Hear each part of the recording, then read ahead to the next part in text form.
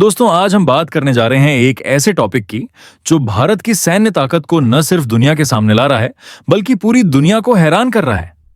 जी हां, मैं बात कर रहा हूं ऑपरेशन सिंदूर की, जिसने भारत के डिफेंस सिस्टम को ग्लोबल स्टेज पर एक सुपरस्टार बना दिया। इस ऑपरेशन ने न सिर्फ हमारी सैन्य क्षमता को साबित किया बल्कि हमारे स्वदेशी और विदेशी हथियारों की ताकत को दुनिया के सामने लाकर रख दिया। खास तौर पर ब्रह्मोस सुपरसोनिक क्रूज मिसाइल ने ऐसा कमाल दिखाया कि अब दुनिया भर के देश इसके दीवाने हो रहे हैं। उनकी नजरें भारत की तरफ हैं और वो इस मिसाइल को अपने आर्सेनल में शामिल करने के लिए बेताब हैं। तो चलिए इस कहानी को और करीब से समझते हैं, ब्रह्मोस की हर डिटेल को खोलते हैं और जानते हैं कि कैसे भारत अब डिफेंस एक्सपोर्ट में गेम चेंजर बन रहा है। सबसे पहले बात करते हैं ऑपरेशन सिंदूर की। यह ऑपरेशन भारत के सैन्य इतिहास में एक सुनहरा पन्ना है। इसने न सिर्फ हमारी रक्षा क्षमता को दुनिया के सामने साबित किया बल्कि ये भी दिखाया कि भारत अब सिर्फ एक खरीदार नहीं बल्कि डिफेंस टेक्नोलॉजी का पावर हाउस बन चुका है। इस ऑपरेशन में भारत ने अपने सारे हथियारों की लाइव टेस्टिंग की, चाहे वो स्वदेशी हों या विदेश से लिए गए। रियल वॉर जैसी सिचुएशन में हमारे हथियारों ने ऐसा प्रदर्शन किया कि दुनिया दंग रह गई। आतंकी ठिकानों से लेकर दुश्मन के एयरबेस तक हर टारगेट को पिन पॉइंट एक्यूरेसी के साथ तबाह कर दिया गया। इस ऑपरेशन की सबसे बड़ी खासियत थी कि भारत ने अपने 75% से ज्यादा हथियार स्वदेशी इस्तेमाल किए। इससे न सिर्फ हमारा कॉन्फिडेंस सातवें आसमान पर पहुंचा बल्कि ग्लोबल मार्केट में हमारे हथियारों की डिमांड भी आसमान छूने लगी।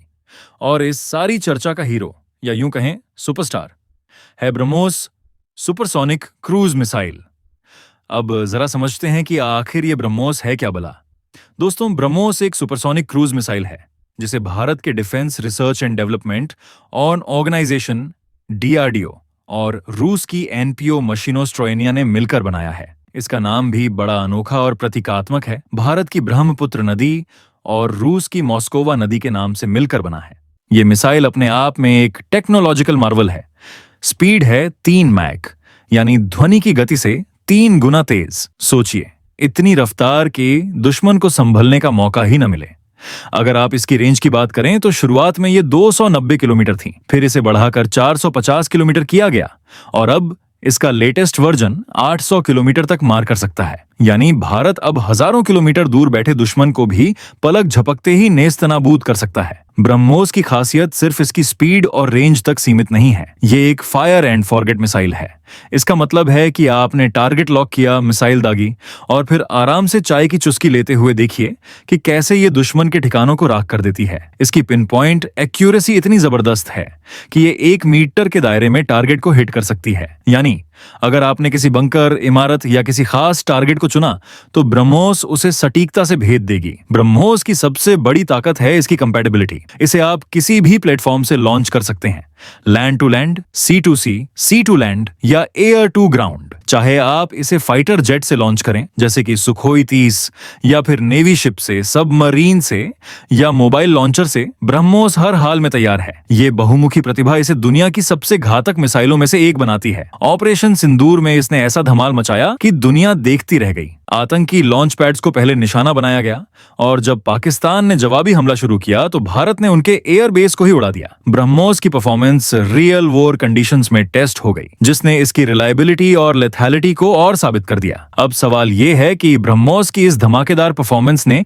किन किन देशों को इसका दीवाना बना दिया। दोस्तों, सबसे ज्यादा डिमांड साउथ ईस्ट एशिया से आ रही है, क्योंकि ये देश साउथ चाइना सी में चीन को काउंटर करना चाहते हैं। वियतनाम के साथ डील लगभग फाइनल हो चुकी है। करीब $700 मिलियन की डील होने वाली है, जिसमें वो शोर बेस्ड और एयर लॉन्च्ड ब्रह्मोस चाहते हैं। ये मिसाइल उनकी साउथ चाइना सी में सिक्योरिटी को बूस्ट करेगी। फिलीपींस तो पहले ही ब्रह्मोस ले चुका है। अप्रैल 2024 में हमने उन्हें पहला बैच डिलीवर किया और हाल ही में दूसरा बैच भी भेजा गया। ये थी $375 मिलियन की डील। इंडोनेशिया के साथ 200 से $350 मिलियन की डील पर बातचीत चल रही है। मलेशिया के साथ एडवांस्ड स्टेज में नेगोशिएशन हो रहा है, जहां वो अपने सुखोई 30 फाइटर जेट्स और नेवी शिप्स में ब्रह्मोस को इंटीग्रेट करना चाहते हैं। थाईलैंड, सिंगापुर और ब्रुनेई में शुरुआती बातचीत चल रही है। ये देश कोस्टल डिफेंस के लिए ब्रह्मोस के शिप बेस्ड और कोस्टल वर्जन चाहते हैं। मिडिल ईस्ट में भी ब्रह्मोस की डिमांड जबरदस्त है। मिस्र रेड सी और सुएज कैनाल को सिक्योर करने के लिए एक्टिव नेगोशिएशन में है। सऊदी अरब के साथ एडवांस्ड डिस्कशन चल रहा है, खासकर यमन की तरफ से हौथी हमलों को काउंटर करने के लिए। यूएई, कतर और ओमान ने भी इंटरेस्ट दिखाया है। ये देश रैपिड रिस्पॉन्स और अपने मॉडर्न नेवल फ्लीट्स में ब्रह्मोस को शामिल करना चाहते हैं। मिडिल ईस्ट में ज्यादातर देश ईरान को काउंटर करने के लिए ब्रह्मोस की तरफ देख रहे हैं। साथ ही ये देश वेस्टर्न वेपन्स पर अपनी निर्भरता कम करना चाहते हैं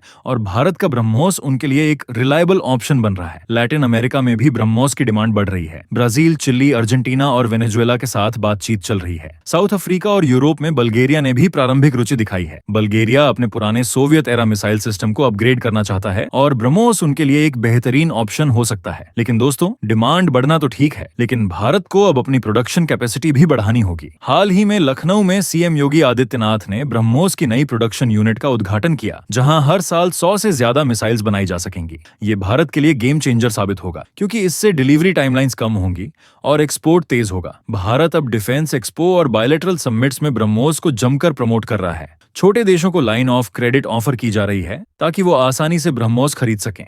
साथ ही भारत फॉरेन मिलिट्री पर्सनल को ट्रेनिंग देने का भी वादा कर रहा है। कुछ देशों को ट्रांसफर ऑफ टेक्नोलॉजी का ऑप्शन भी दिया जा रहा है ताकि वो ब्रह्मोस को और भरोसे के साथ खरीदें। ऑपरेशन सिंदूर सिर्फ ब्रह्मोस की कहानी नहीं है, इसने भारत के कई स्वदेशी हथियारों को ग्लोबल स्टेज पर चमकाया। तेजस फाइटर जेट ने पंजाब और राजस्थान बॉर्डर पर शानदार पेट्रोलिंग की। स्वार्म ड्रोन्स ने काउंटर ऑपरेशंस में कमाल दिखाया। आकाश सरफेस टू एयर मिसाइल ने नो फ्लाई जोन को मेंटेन रखा और कोई भी दुश्मन का ड्रोन या मिसाइल हमारे इलाके में घुस न सका। D4EW स्वीट ने दुश्मन के रडार और कम्युनिकेशन सिस्टम को जैम कर दिया। एंटी जैमिंग GPS ने सुनिश्चित किया कि हमारी मिसाइल्स टारगेट तक सटीकता से पहुंचे।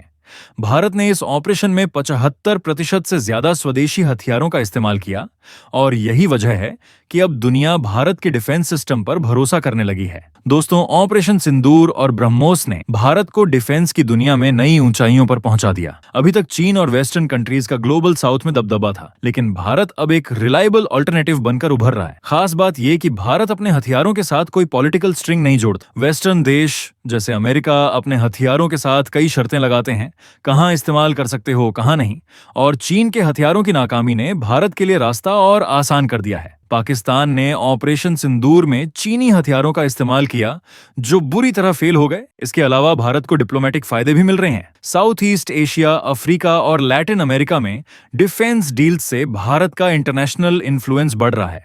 भारत अब ग्लोबल साउथ का एक भरोसेमंद पार्टनर बन रहा है। तो दोस्तों, ऑपरेशन सिंदूर और ब्रह्मोस ने भारत को डिफेंस की दुनिया में एक नई पहचान दी है। अब सवाल यह है कि क्या भारत इस मौके को भुना पाएगा? क्या हम अपने प्रोडक्शन को और बढ़ा पाएंगे? क्या हम 2025 तक अपने डिफेंस एक्सपोर्ट टारगेट को हासिल कर पाएंगे? ये तो वक्त बताएगा, लेकिन एक बात पक्की है, ब्रह्मोस ने दुनिया को बता दिया कि भारत अब सिर्फ हथियारों का खरीदार नहीं, बल्कि डिफेंस टेक्नोलॉजी का सुपर पावर बनने की राह पर है।